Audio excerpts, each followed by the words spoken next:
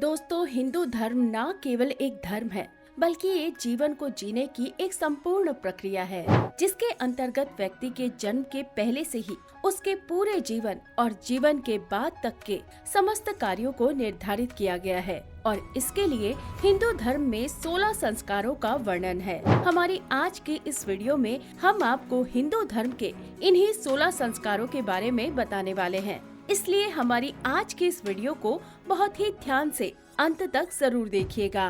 गर्भाधान संस्कार। साथियों, ये मनुष्य जीवन का पहला संस्कार होता है। महर्षि चरक के अनुसार मन का प्रसन्न और पुष्ट रहना गर्भ धारण के लिए आवश्यक है। इसलिए स्त्री एवं पुरुष को हमेशा सही भोजन करना चाहिए और सदा प्रसन्न चित्त रहना चाहिए। गर्भ की उत्पत्ति के समय स्त्री और पुरुष का मन उत्साह प्रसन्नता से भरा होना चाहिए। उत्तम संतान प्राप्त करने के लिए सबसे पहले गर्भाधान संस्कार करना होता है। माता पिता के रज एवं वीर्य के संयोग से संतानोत्पत्ति होती है। ये संयोग ही गर्भाधान कहलाता है। स्त्री एवं पुरुष के शारीरिक मिलन को गर्भाधान संस्कार कहा जाता है। गर्भ स्थापना के बाद अनेक प्रकार के प्राकृतिक दोषों के आक्रमण होते हैं, जिनसे बचने के लिए ये संस्कार किया जाता है, जिससे गर्भ सुरक्षित रहता है। पुंसवन संस्कार। पुंसवन संस्कार को स्त्री के गर्भ धारण के 3 महीने के बाद आयोजित किया जाता है, क्योंकि ऐसी मान्यता है कि 3 महीने के पश्चात गर्भ में पल रहे शिशु का मस्तिष्क विकसित होने लगता है। इसीलिए उसे गर्भ के दौरान ही विभिन्न प्रकार के संस्कारों के बारे में बताया जाने लगता है। और इसका सबसे बड़ा उदाहरण है कि महाभारत काल में अभिमन्यु ने भी माता द्रौपदी के गर्भ में ही चक्रव्यूह की शिक्षा प्राप्त कर ली थी। सीमंतोन्नयन संस्कार। सीमंतोन्नयन संस्कार गर्भ के चौथे, छठवें और 8वें महीने में किया जाता है। इस समय गर्भ में पल रहा बच्चा सीखने के काबिल हो जाता है। उसमें अच्छे गुण, स्वभाव और कर्म का ज्ञान आए, इसके लिए माँ उसी प्रकार के आचार विचार, रहन सहन और व्यवहार करती है। इस दौरान शांत और प्रसन्न चित्त रहकर माता को अध्ययन करना चाहिए। जात कर्म संस्कार। ये संस्कार शिशु के जन्म के बाद होता है। माना जाता है कि इस संस्कार के करने से गर्भ में उत्पन्न दोषों को समाप्त किया जा सकता है। इस संस्कार में नवजात शिशु को सोने के चम्मच या अनामिका उंगली से शहद और घी चटाया जाता है। प्राचीन लोगों का मानना है कि घी चटाने से शिशु की आयु बढ़ती है और पित्त व वात का नाश हो सकता है। वहीं शहद चटाने से कफ का नाश हो सकता है। नामकरण संस्कार। मित्रों, व्यक्ति के जन्म के बाद सबसे महत्वपूर्ण काम होता है उसका नाम रखना, और इसे ही नामकरण संस्कार कहा जाता है। नामकरण संस्कार का सनातन धर्म में अधिक महत्व है। हमारे मनीषियों ने नाम का प्रभाव इसीलिए भी अधिक बताया है, क्योंकि ये व्यक्तित्व के विकास में सहायक होता है। तभी तो ये कहा गया है कि राम से बड़ा राम का नाम। हमारे धर्म विज्ञानियों ने बहुत शोध कर नामकरण संस्कार का आविष्कार किया। ज्योतिष विज्ञान तो नाम के आधार पर ही भविष्य की रूपरेखा तैयार करता है। इसीलिए शिशु के जन्म के 11वें दिन समस्त बिंदुओं को ध्यान में रखते हुए नामकरण किया जाता है। निष्क्रमण संस्कार। जन्म के चौथे माह में निष्क्रमण संस्कार किया जाता है, और इस संस्कार में मूल रूप से पिता की भूमिका महत्वपूर्ण होती है। निष्क्रमण का अर्थ होता है बाहर निकालना। हमारा शरीर पृथ्वी, जल, अग्नि, वायु और आकाश आदि से बना है, जिन्हें पंचभूत कहा जाता है। इसलिए पिता इन देवताओं से बच्चे के कल्याण की प्रार्थना करते हैं और साथ ही कामना करते हैं कि शिशु दीर्घायु रहे और स्वस्थ रहे।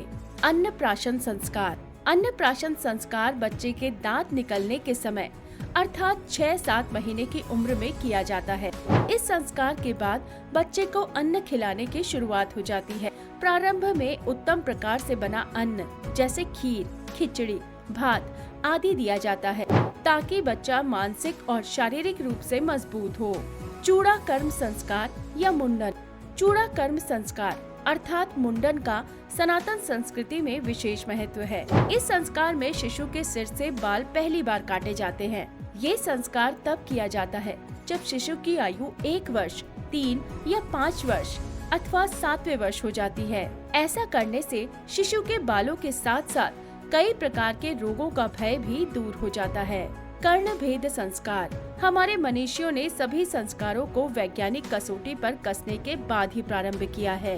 कर्ण भेद संस्कार का आधार बिल्कुल वैज्ञानिक है। बालक की शारीरिक व्याधि से रक्षा ही इस संस्कार का मूल उद्देश्य है। प्रकृति प्रदत्त इस शरीर के सारे अंग महत्वपूर्ण हैं। कान हमारे श्रवण द्वार हैं। कर्ण वेधन से व्याधियां दूर होती हैं तथा श्रवण शक्ति भी बढ़ती है। इसके साथ ही कानों में आभूषण हमारे सौंदर्य बोध का परिचायक भी है।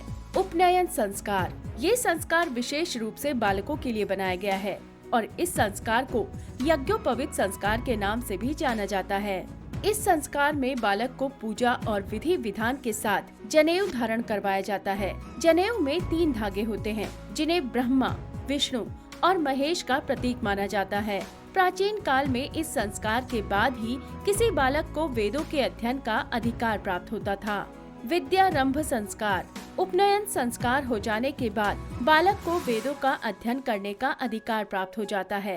इस संस्कार के अंतर्गत निश्चित समय शुभ मुहूर्त देखकर बालक की शिक्षा प्रारंभ की जाती है। इसे ही विद्यारंभ संस्कार कहा जाता है।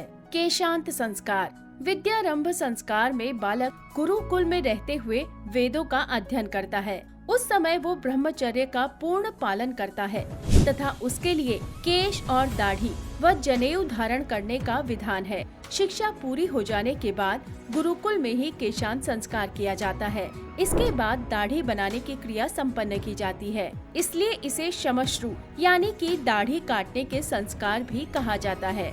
ये संस्कार सूर्य के उत्तरायण होने पर ही किया जाता है। समावर्तन संस्कार, समावर्तन का अर्थ है फिर से लौटना। समावर्तन विद्याध्ययन का अंतिम संस्कार है।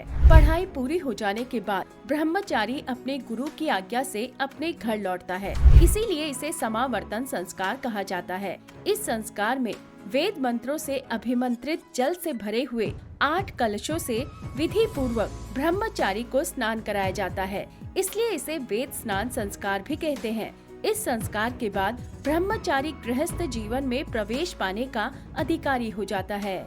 विवाह संस्कार, ये हिंदू धर्म के 16 संस्कारों में से एक सबसे महत्वपूर्ण संस्कार है, क्योंकि इसके कारण ही वर और वधू स्वयं तो नए जीवन की शुरुआत करते ही हैं, साथ ही वो भविष्य में संतान उत्पत्ति करके समाज में अपनी अहम भूमिका निभाते हैं।